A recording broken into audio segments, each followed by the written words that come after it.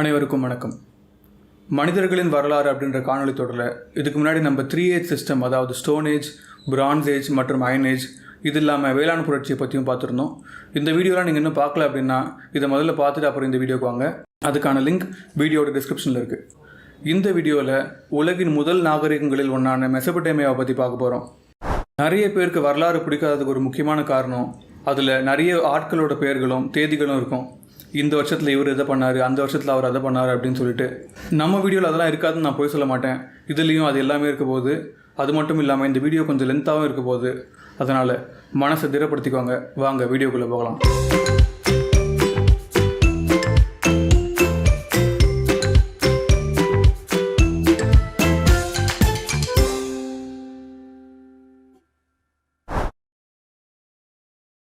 மெசபடேமியா அப்படின்னா தி land between reverse அப்படின்னு அர்த்தம்.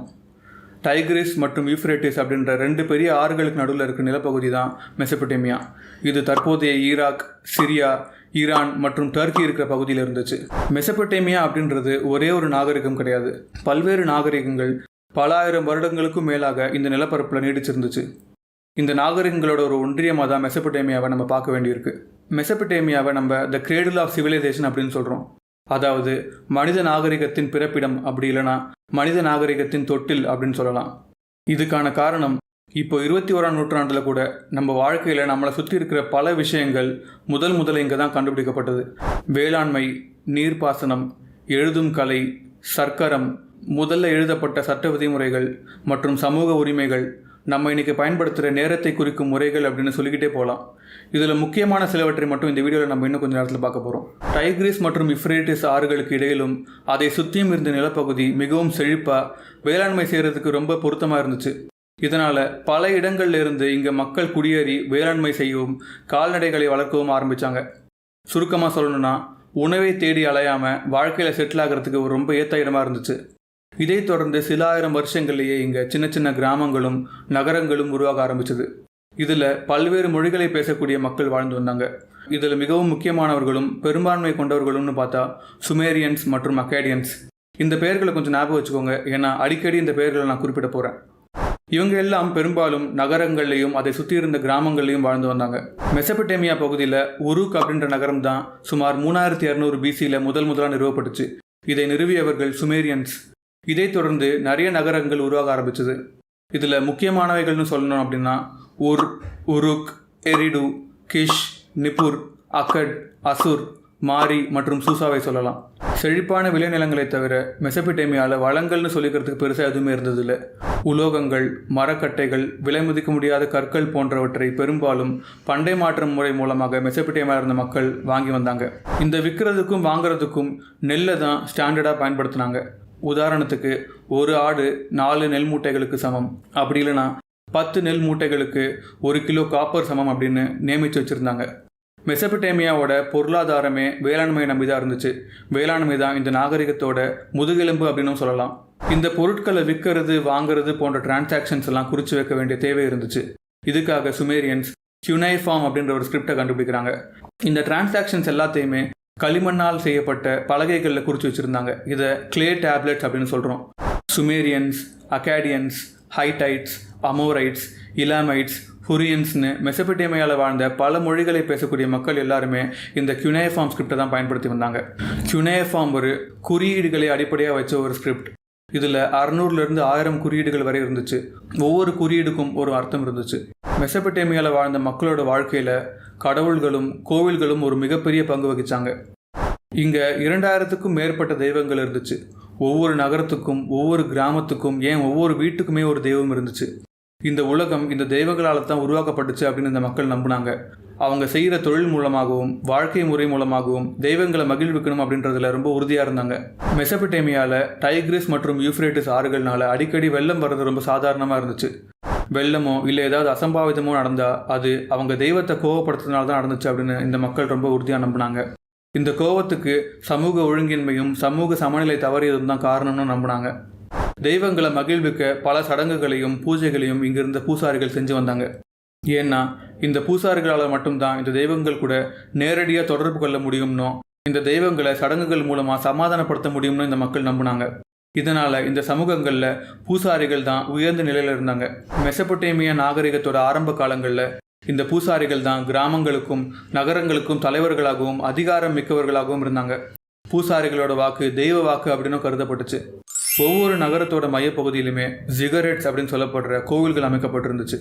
இந்த நகரத்தோட பொருளாதாரம் இந்த கோவிலை சுற்றி தான் நடைபெற்றுச்சு. கோவிலுக்கு சேவை செய்கிறது தான் மக்களோட முக்கியமான ஒரு பொறுப்பாகவும் இருந்துச்சு. இந்த நகரங்கள் ஒவ்வொன்றுமே சுதந்திரமான குறுநிலங்களா அவங்களுக்கான பொருளாதாரம், கோவில், தெய்வம், இராணுவம்னு தனித்தனியாக இருந்துச்சு. நகரங்களுக்கு நடுவில் வணிகமும் மோதல்களும் தொடர்ச்சியாக அடிக்கடி நடந்து கொண்டே இருந்துச்சு. இதை தவிர வெளியிலிருந்து நிறைய நாடோடிகளும் பழங்குடிகளும் குழுக்களும் மெசபொட்டேமியாவில் இருந்த நகரங்கள் கூட வணிகமும் போர்களும் அவ்வப்போது நடத்திக்கிட்டே இருந்தாங்க. அறுவடை செஞ்ச மொத்த நெல் மற்றும் மற்ற உணவுப் பொருட்களை எல்லாத்தையுமே விவசாயிகள் இந்த கோவில்களுக்கு கொண்டு வந்து கொடுக்க வேண்டியதாக இருந்துச்சு. இதில் இருந்து பூசாரிகள் அந்த விவசாய குடும்பத்துக்கும் மற்ற தொழில்களில் ஈடுபட்டிருந்த மக்களுக்கும் அவங்களோட சமூக வகுப்புக்கு ஏற்ற மாதிரி பிரித்து கொடுத்தாங்க. மீதம் இருந்த நெல்லை எதிர்கால தேவைக்காகவும் மற்ற நகரங்கள் கூடயும் நாகரிகங்கள் கூடயும் வர்த்தகம் செய்கிறதுக்காகவும் அந்த கோயில்கள்லேயே சேமித்து வச்சுருந்தாங்க. இதுக்கான கணக்கு வழக்குகள் எல்லாத்தையுமே கிளே டேப்லெட்ஸில் எழுதி வச்சு கண்காணிக்கவும் பராமரிக்கவும் செஞ்சாங்க. விவசாயிகள் மட்டும் இல்லாமல் நெசவாளர்கள், தச்சர்கள், மட்பாண்டம் செய்கிறவங்க, உலோகங்களை வச்சு கருவிகள் மற்றும் ஆயுதங்களை செய்கிறவங்க, வணிகர்கள், காவலாளிகள், இராணுவ வீரர்கள்னு எல்லாருமே கோவிலுக்காக தான் வேலை செஞ்சாங்க. எல்லா விளைநிலங்களும் பொருளாதார வளங்களும் கோவிலோட கட்டுப்பாட்டில் தான் இருந்துச்சு. அதாவது கோவில் பூசாரிகளோட கட்டுப்பாட்டில். இதனாலேயே இந்த கோவில் பூசாரிகள் சமூகத்தில் ஒரு பெரிய அந்தஸ்தில் இருந்தாங்க. கோவில் நிர்வாகிகள், இராணுவ தளபதிகள், வணிகர்கள், நில உரிமையாளர்கள் போன்றவர்கள் சமூகத்தோட அடுத்த கட்ட நிலையில் இருந்தாங்க. இவர்களுக்கு கீழே விவசாயிகளும் மற்ற தொழிலாளர்களும் இருந்தாங்க. கடைசியாக சமூகத்தோட தாழ்ந்த நிலையில் அடிமைகள் இருந்தாங்க. இந்த அடிமைகள் பெரும்பாலும் போர் கைதிகளாகவோ இல்லை கோவிலில் வாங்கின கடனை கட்ட முடியாதவர்களாகவும் இருந்தாங்க. ஆமாங்க, அந்த காலத்திலேயே கோவில்கிட்ட இருந்து மக்களால் கடன் வாங்க முடிஞ்சிச்சு. இந்த கடனை குறிப்பிட்ட காலத்துக்குள்ளே திருப்பி கொடுத்துட்டா எந்த ஒரு வட்டியுமே கிடையாது. ஆனால் கொடுத்த கால அவகாசம் தாண்டிடுச்சு அப்படின்னா நம்ம கிரெடிட் கார்டு கம்பெனிங்க மாதிரி 20-30% வட்டியை இந்த கோவில்கள் வாங்கினாங்க. இதையும் கட்ட முடியாதவங்க அடிமைகளாக வேலை செய்ய வேண்டியிருந்துச்சு. ஒரு மனிதர் ஒரு தடவை அடிமையாக மாறிட்டா அவரோட வாரிசுகள் எல்லாருமே அடிமைகளாகத்தான் இருக்கணும். இந்த அடிமைகளை யார் வேணுனாலும் வாங்கவோ இல்லை விற்கவோ செய்யலாம். இந்த அடிமைகளை வீட்டு வேலைக்காரர்களாகவும் பட்டறை தொழிலாளர்களாகவும் பெரும்பாலும் பயன்படுத்தினாங்க. ஒரு சுவாரஸ்யமான விஷயம் என்னன்னா, இந்த அடிமைகளுக்கும் சில உரிமைகள் கொடுக்கப்பட்டிருந்துச்சு. இவங்க அவங்களுக்கு கிடைச்ச வருமானத்தை வச்சு வீடோ நிலமோ இல்லை அவங்களுக்கு தேவையான பொருட்களோ வாங்கிக்கலாம். வேணும்னா அவங்களுக்கு வேலை செய்யறதுக்காக இன்னொரு அடிமையை கூட வாங்கிக்கலாம். இவ்வளவு ஏன், அவங்க கிட்ட போதுமான சேமிப்பு இருந்துச்சுன்னா அவங்களோட சுதந்திரத்தை கூட அவங்க வாங்கி அடிமைத்தனத்திலிருந்து ஒரேடியாக வெளியில் வந்துடலாம். ஆரம்பித்த டாப்பிக்லேருந்து நம்ம ரொம்ப தூரம் வெளியில் வந்துட்டோம்னு நினைக்கிறேன். திரும்ப நம்ம டாப்பிக்கே போயிடலாம். ஆனால் எங்கே விட்டேன்? நகரங்களோட சென்டரில் ஜிகரெட்ஸ்ன்னு சொல்லப்படுற கோவில்கள் கட்டப்பட்டிருந்துச்சு. இந்த கோவில்களுக்கு பக்கத்தில் நகர நிர்வாக கட்டிடங்கள், தானியங்களை சேமித்து வைக்க கிடங்குகள் கட்டப்பட்டிருந்துச்சு. நகரங்களை சுற்றி பெரும் சுவர்களும் கட்டப்பட்டிருந்துச்சு. இந்த நகரங்களோட மையப்பகுதியிலிருந்து நகர வாயில்களை இணைக்க அகலமான சாலைகள் கட்டப்பட்டிருந்துச்சு. இந்த அகலமான சாலைகளை தவிர மற்ற இடங்களில் பெருசாக சாலைகள் ஒன்றும் அமைக்கப்படலை. இந்த சமூகத்தில் உயர்ந்த நிலையில் இருந்தவங்களும் செல்வந்தர்களும் வாழ்கிறதுக்கு இந்த நகரங்களுக்கு உள்ளேயே வீடுகள் கட்டப்பட்டிருந்துச்சு. நகர் சுவருக்கு வெளியில் மற்ற சாமானிய மக்கள் வாழ்கிறதுக்கான வீடுகள் கட்டப்பட்டிருந்துச்சு. இந்த நகரங்களை சுற்றி தான் அந்த நகரத்தோட கட்டுப்பாட்டில் இருந்த பல கிராமங்களும் விளைநிலங்களும் இருந்துச்சு. இந்த விளைநிலங்களெல்லாம் தாண்டி கால்நடைகளை மேய்ப்பதற்காக புல்வெளிகள் இருந்துச்சு. இதுக்கு வெளிப்புறத்தில் வெறும் பாலைவனம் மட்டும்தான் இருந்துச்சு. காடுகளோ மரங்களோ இல்லை எந்த ஒரு வளங்களோ இந்த நிலப்பரப்பில் அவ்வளவா எதுவும் இருந்தது கிடையாது. இந்த நகரங்களில் பெரும்பாலான கட்டிடங்களும் வீடுகளும் செங்கற்களால் கட்டப்பட்டிருந்துச்சு. ஆனால் ஏழை குடும்பங்கள் பெரும்பாலும் களிமண்ணாலான வீடுகளில் தான் வாழ்ந்து வந்தாங்க. வீடுகளில் இருந்த கழிவுகளை எல்லாம் பெரும்பாலும் பக்கத்தில் இருந்த சாலைகள்லையும் காலி நிலங்கள்லையும் தான் வெளியேற்றினாங்க. மெசபொட்டேமியாவில் கழிவை அகற்றவோ இல்லை நிர்வகிக்கவோ எந்த ஒரு கட்டமைப்புமே இருந்ததில்லை. சுமார் 3500 BC அளவில் இந்த நகரங்களுக்கு இடையிலான போர்கள் அதிகமாக ஆரம்பிச்சது. இதனால் இராணுவ தளபதிகளோட தேவை வளர ஆரம்பித்து இராணுவ தளபதிகள் இந்த நகரங்களை அவங்களோட கட்டுப்பாட்டுக்குள்ளே கொண்டு வர ஆரம்பித்தாங்க. இவங்க கோவில் பூசாரிகளுக்கு இணையாக இல்லைனா ஒரு சில இடங்களில் கோவில் பூசாரிகளை விட அதிகமான அதிகாரமும் அந்தஸ்தும் பெற்று இந்த நகரங்களுக்கு அரசர்களாகவும் ஆனாங்க. இது மட்டும் இல்லாமல் பூசாரிகள் மாதிரியே இவங்களாலையும் தெய்வங்கள் கூட நேரடியாக பேச்சுவார்த்தை நடத்த முடியும் அப்படின்னு மக்களை நம்ப வச்சாங்க. இவங்க மக்கள் வணங்குற அந்த தெய்வத்தோட பிரதிநிதியாகவும் தங்களை காட்டிக்கிட்டாங்க. மக்களையும் நம்ப வச்சாங்க. ஒரு சில மன்னர்கள் ஒரு படி மேலே போய் அவங்க தான் தெய்வம்னு கூட சொல்ல ஆரம்பித்தாங்க. இந்த அரசர்கள் நகரங்களை ஆள தொடங்கினதுக்கு அப்புறமா கோவிலுக்கு இணையா இல்லை அதை விட பெரிய அரண்மனைகளை கோவிலுக்கு அருகாமலே கட்ட ஆரம்பித்தாங்க. இதைத் தொடர்ந்து விளைநிலங்களையும் கோவிலோட அதிகாரத்திலிருந்து தங்களோட அதிகாரத்துக்கு கீழே கொண்டு வந்தாங்க. வேளாண்மை மற்றும் அதுக்கு தேவையான நீர்ப்பாசன கால்வாய்கள், அணைகள் எல்லாவற்றையும் இந்த அரசர்கள் ரொம்ப தீவிரமாக கட்ட ஆரம்பித்தாங்க. ஏற்கனவே இருக்கிற கால்வாய்களையும் மேம்படுத்தி பராமரிக்கவும் செஞ்சாங்க. இப்படி அந்த நகரத்தோட மொத்த பொருளாதாரத்தையும் நிர்வாகத்தையும் அவங்களோட அதிகாரத்துக்கு கீழே கொண்டு வந்தாங்க. சில நூற்றாண்டுகளில் இந்த அரசர்கள் அருகாமையில் இருந்த மற்ற நகரங்கள் கூட போர் புரிஞ்சு அவற்றையும் அவர்களோட கட்டுப்பாட்டுக்குள்ளே கொண்டு வர ஆரம்பித்தாங்க. இதைத் தொடர்ந்து விளைநிலங்களோட பயன்பாட்டையும் அதில் வந்த விளைச்சலையும் தனியார் முதலாளிகள் மற்றும் நில உரிமையாளர்கள் கைக்கே ஒப்படைக்கவும் ஆரம்பித்தாங்க. இதே மாதிரி மற்ற தொழில்கள்லையும் அரசின் ஈடுபாட்டை குறைச்சி அதை மக்களை நிர்வாகம் செய்ய அனுமதிக்கவும் ஆரம்பித்தாங்க. இந்த விளைச்சல் இருந்தும் தொழில்கள் இருந்தும் அந்த வருமானத்தில் ஒரு பங்கு அரசுக்கு வரியாக கட்டணும் அப்படின்னு சொல்லிட்டும் சட்டங்களை கொண்டு வந்தாங்க. இந்த மாற்றங்களுக்கு ஒரு முக்கியமான காரணம் என்னன்னா, போர்கள் மூலமாக மற்ற நகரங்களை கைப்பற்றி இந்த அரசோட எல்லை அதிகமாக தொடங்கியதால் எல்லாத்தையும் அரசே நிர்வாகம் செய்கிறது மிக கடினமான ஒரு காரியமாக இருந்துச்சு. அரசர்கள் நகரங்களோட நிர்வாகத்தையும் சட்ட ஒழுங்கையும் தங்களோட அதிகாரத்துக்குள்ளே வச்சுருந்தாங்க. ஒவ்வொரு நகரத்துக்குமே தனித்தனியாக சட்டத்திட்டங்கள் இருந்துச்சு. இந்த சட்டங்களை எல்லாம் மக்களுக்கு தெரியணும் அப்படின்றதுக்காக நகரத்தின் சில முக்கியமான இடங்கள்ல இருந்த தூண்களில் எழுதி வச்சுருந்தாங்க. இதன் மூலமாக மக்களுக்கு என்ன தவறு செஞ்சால் அதுக்கு என்ன தண்டனை அப்படின்ற தெளிவும் புரிதலும் இருந்துச்சு. அது மட்டும் இல்லாமல் இந்த சட்டங்களையும் மற்ற முக்கியமான அரசு மற்றும் வணிக ஒப்பந்தங்களை எல்லாம் கிளே டேப்லெட்ஸில் எழுதி கோவில்களுக்குள்ளே பாதுகாப்பாக வச்சுருந்தாங்க. இந்த ஒப்பந்தங்களில் அதுக்கு சம்மந்தப்பட்ட நபர்களோட சிலிண்டர்கள் சீல்ஸை வச்சு முத்திரையையும் பதிச்சு வச்சுருந்தாங்க. எளிமையாக சொல்லணும்னா இந்த சீல்ஸ் தான் அந்த காலத்து ஐடி கார்டுன்னு சொல்லலாம். இந்த முத்திரையை வச்சு தான் அந்த ஒப்பந்தத்தோட உரிமையாளர் யாருன்னு தெரிஞ்சுக்க முடிஞ்சிச்சு. இதையெல்லாம் நிர்வகிக்க நீதிமன்றங்களும் நீதிபதிகளும் அமைக்கப்பட்டாங்க. செஞ்ச தவறுக்கு ஏற்ற மாதிரி அபராதங்கள் வாங்குறதுல தொடங்கி பொது வெளியில் வச்சு சாட்டையில் அடிக்கிறது, தூக்கில் போடுறது, கம்பத்தில் கட்டி உயிரோடு எரிக்கிறதுன்னு சொல்லிட்டு பல பயங்கரமான சட்டங்கள்லாம் அந்த காலத்தில் இருந்துச்சு. இதில் வேடிக்கையாகவும் ஒரு சில சட்டங்கள் இருந்துச்சு. அண்ட் ஐ ஃபார் அன் ஐ அப்படின்ற சொற்றொடரை நம்ம நிறைய பேர் மேற்கோள் காட்டி கேட்டிருப்போம். இது போன்ற சட்டங்கள் மெசபடேமியாவில் இருந்து தான் ஆரம்பிச்சது. உதாரணத்துக்கு, என்னோட தவறுனால ஒருத்தரோட கண் பார்வை பறிப்போச்சு அப்படின்னா அதுக்கு என்னோட ஒரு கண்ணை குருடாக்குறது தான் தண்டனையாக இருந்துச்சு. தகுந்த ஆதாரம் இல்லாமல் யாரையும் தண்டிக்க முடியாது அப்படின்ற சட்டமும் இங்கிருந்து தான் தொடங்கிச்சு.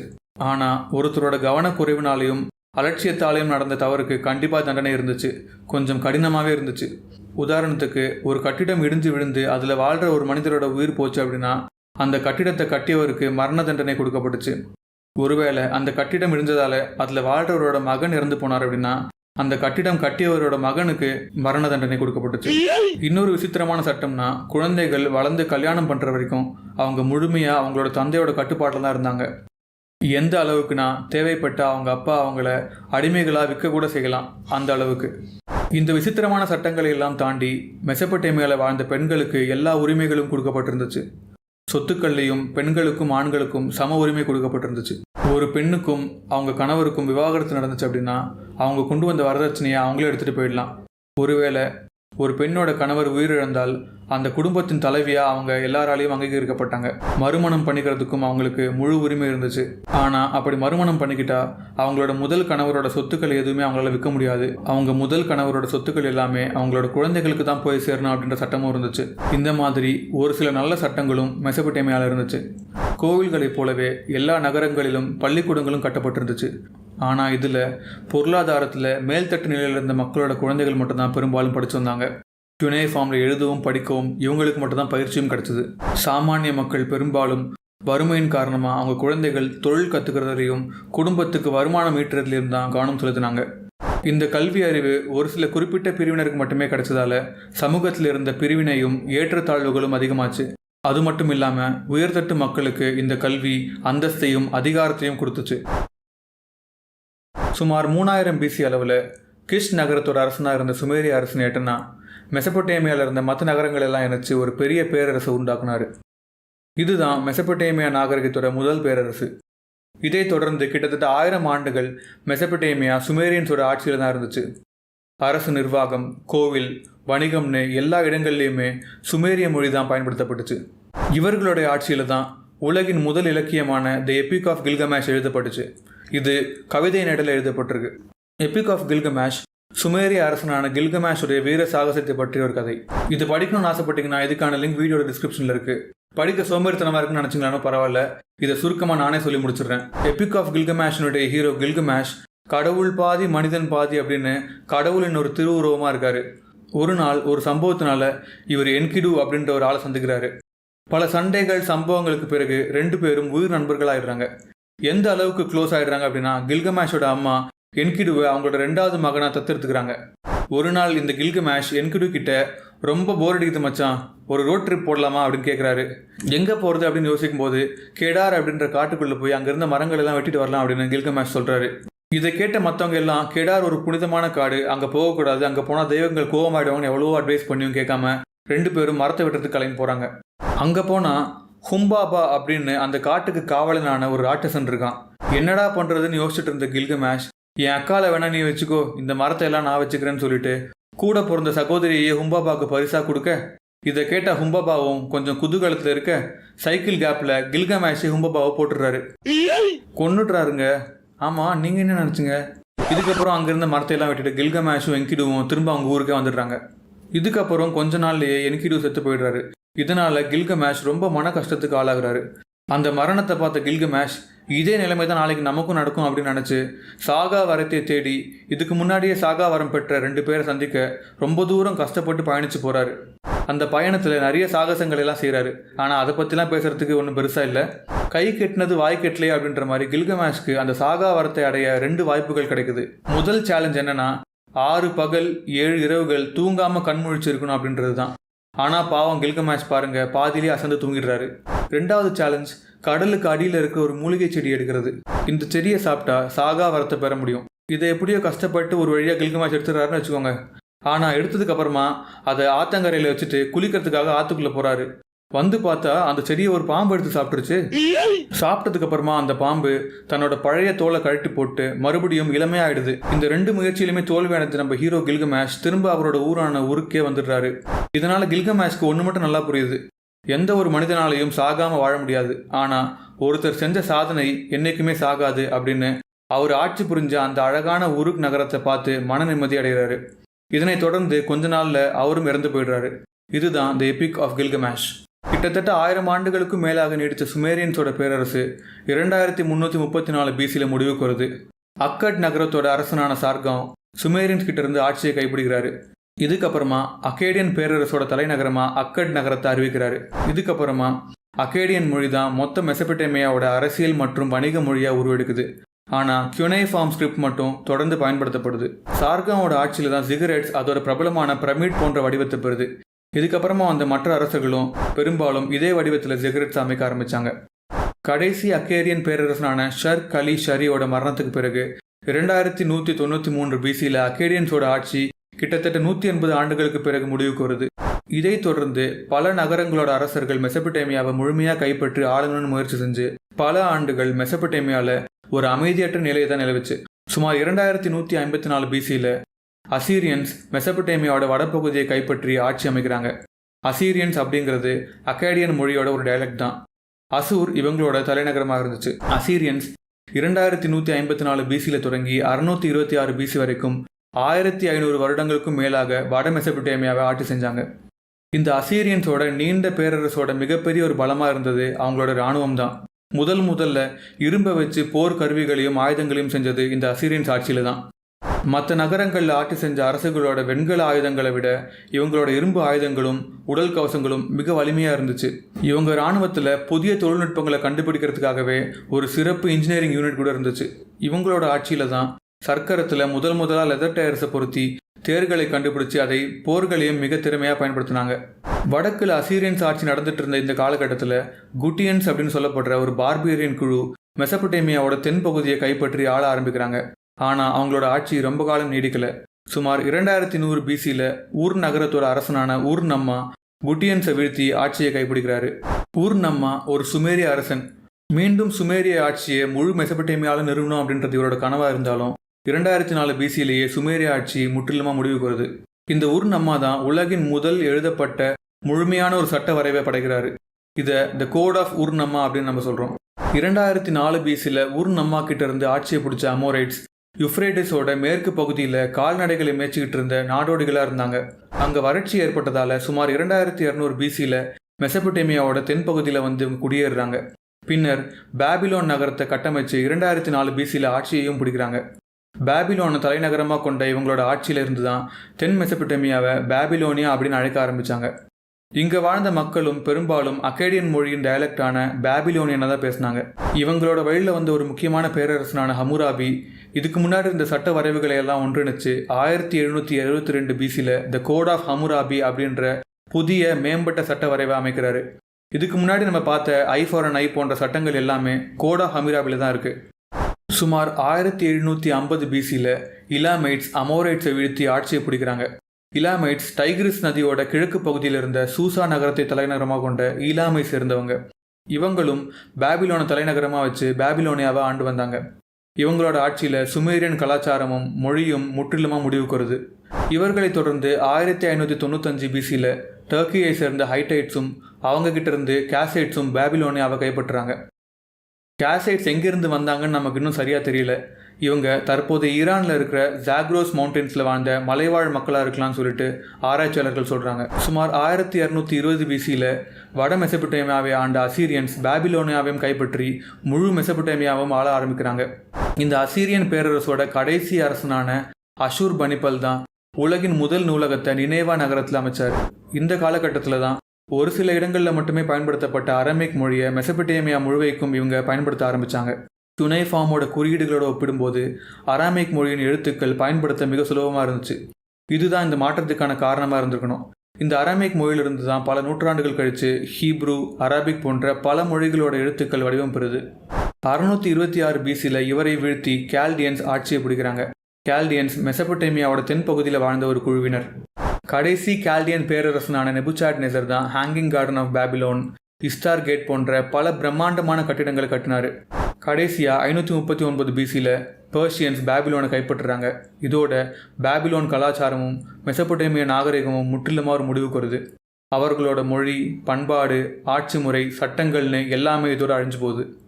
பெர்ஷியன்ஸை தொடர்ந்து 331 பிசியில் அலெக்சாண்டரும், 116 பிசியில் ரோமன்ஸும், 651 ஏசியில் அரேபியன்ஸும் பாபிலோன் நகரத்தை கைப்பற்றி அவர்களோட பேரரசில் அதை இணைச்சு ஆட்சி புரிய ஆரம்பித்தாங்க.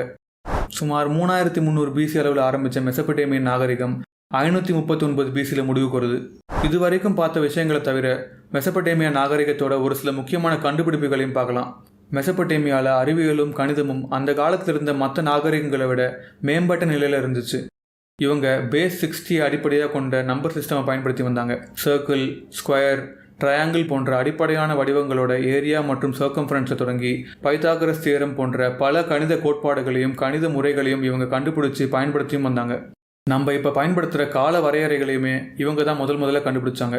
ஒரு நிமிடத்துக்கு 60 நொடிகள், ஒரு மணி நேரத்துக்கு 60 நிமிடங்கள், ஒரு நாளைக்கு 24 மணி நேரங்கள், ஒரு வருடத்துக்கு 12 மாதங்கள்னு சொல்லிட்டு இவங்க தான் இதை முதல்ல வடிவமைச்சாங்க. இவ்வளவு ஏன் 360 டிகிரியை கொண்ட சர்க்கிளை கூட இவங்க தான் வடிவமைச்சாங்க. அது மட்டும் இல்லாமல் சூரிய கிரகணம், சந்திர கிரகணம் போன்றவற்றை மிக துல்லியமாக கணித்து வச்சுருந்தாங்க. ஆறுகள் மற்றும் கடல் வழியாக பயணம் செய்ய பாய்மர கப்பல்களையும் இந்த காலத்தில் தான் கண்டுபிடிச்சாங்க. சமகால நாகரிகங்களான இண்டஸ் வேலி சிவிலைசேஷன், ஈஜிப்ட் போன்றவற்றுக்கு வணிகர்கள் பயணம் செய்ய இது மிகவும் உதவியாக இருந்துச்சு. இந்த பாய்மர கப்பல்களை ஆற்றங்கரையிலும் கடற்கரையிலும் இருந்த துறைமுகங்களில் நிறுத்தி வச்சுருந்தாங்க. வெளிநாடுகளிலிருந்து வந்த வணிகர்கள் தங்குறதுக்கு இந்த துறைமுகங்களுக்கு பக்கத்திலேயே வீடுகளையும் கட்டி வச்சுருந்தாங்க. அறிவியல் மாதிரியே மருத்துவத்திலும் இவங்க சிறந்து விளங்கினாங்க. ஆரம்ப காலங்களில் உடல்நிலை சரியில்லாத போது தெய்வங்களை மகிழ்விக்கிறதுக்காக இவங்க சடங்குகளையும் பூஜைகளையும் செஞ்சு வந்தாங்க. ஆனால் நாகரிகம் வளர்ச்சி அடைய நோய்களை கண்டறியும் முறைகளையும் பரிசோதனை செய்கிறதையும் அதுக்கான மருந்துகளையும் கண்டுபிடிக்கவும் ஆரம்பித்தாங்க. பேண்டேஜ், க்ரீம், மாத்திரைகள் போன்றவற்றையும் இவங்க பெரிய அளவில் பயன்படுத்தி வந்தாங்க. இன்னொரு முக்கியமான கண்டுபிடிப்பு அப்படின்னு பார்த்தா வைன், பியர் போன்ற மதுபானங்களையும் மெசபடேமியாவில் தான் முதலாக கண்டுபிடிச்சாங்க. அதுக்காகவும் நம்ம அவங்களுக்கு நன்றி சொல்ல வேண்டியிருக்கு. இதோட மெசபடேமியன் நாகரிகத்தை பற்றின இந்த வீடியோ முடிவுக்கு வருது. இந்த வீடியோ உங்களுக்கு பிடிச்சிருந்துச்சுன்னா லைக் பண்ணுங்கள், உங்கள் நண்பர்களுக்கெல்லாம் ஷேர் பண்ணுங்கள். மறக்காமல் சைபர் கலக்கைக்கு சப்ஸ்கிரைப் பண்ணுங்கள். அப்போ தான் நாங்கள் அடுத்தடுத்து வீடியோஸ் போடும்போது உங்களுக்கு உடனே தெரிய வரும். அடுத்த வீடியோவில் இண்டஸ் வேலி சிவிலைசேஷனை பற்றி நம்ம பார்க்க போகிறோம். மறக்காமல் வீடியோவை பாருங்கள், சப்போர்ட் பண்ணுங்கள். அது வரைக்கும் நன்றி, வணக்கம்.